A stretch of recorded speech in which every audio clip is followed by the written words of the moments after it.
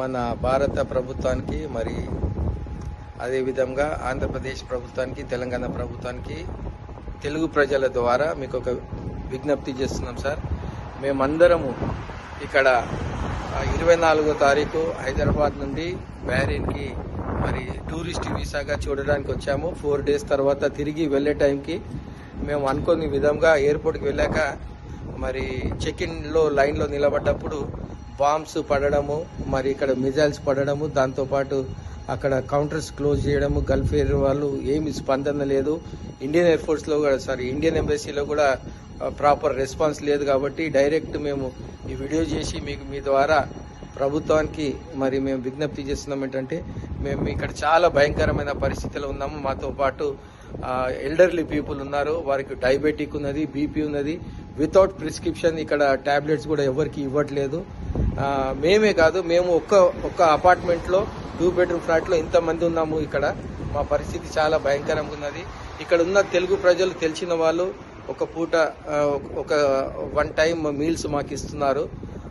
So కాబట్టి మేము మా పరిస్థితి చాలా భయంకరంగా ఉన్నది. దయచేసి మీరు ఈ యొక్క వీడియోని చూడగానే వెంటనే మాకు మీరు న్యాయం చేసి మరి మమ్మల్ని ఇక్కడి నుండి మా యొక్క ప్రాంతాలకు, మన ప్రాంతానికి తరలిస్తారని చెప్పేసి మేము ఆశిస్తున్నాము. దయతో మరి మోడీ గారికి కానీ, చంద్రబాబు నాయుడుకే కానీ, మరి అదేవిధంగా రేవంత్ రెడ్డి గారు కూడా మా అందరి తెలుగు ప్రజల తరఫు నుంచి మీకు విజ్ఞప్తి చేస్తున్నాము. ఒక మాట ఈ పెద్ద ఆవిడే మరి వారు పడుతున్న బాధలని ఒక విషయం చెప్తుంది, వినండి. నమస్తే సార్, మా దగ్గర డబ్బులన్నీ కూడా అయిపోయినాయి సార్. మాకు తినడానికి కూడా కష్టంగా ఉంది సార్. మీరు దయచేసి మా పట్ల మీరు ఒక డిసిజన్ తీసుకుని మమ్మల్ని మన ప్రాంతానికి తీసుకొచ్చేలాగా ఏర్పాటు చేయమని రిక్వెస్ట్ చేస్తున్నాం సార్. మాకు సహాయం చేయండి, మేము చాలా ఇబ్బంది పడుతున్నాం. మా ఫ్యామిలీస్ అన్ని అక్కడ ఉండిపోయాయి సార్ ఇండియాలో. వాళ్ళు మా కోసం చాలా కంగారు పడుతున్నారు, బెంగ పెట్టుకొని ఉన్నారు. దయతో మాకు సహాయం చేయండి ప్లీజ్.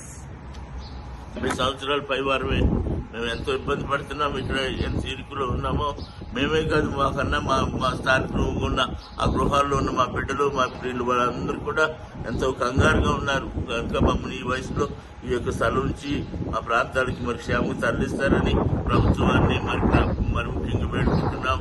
మా పట్ల కరికలు చూపాలని కోరుకుంటున్నాం.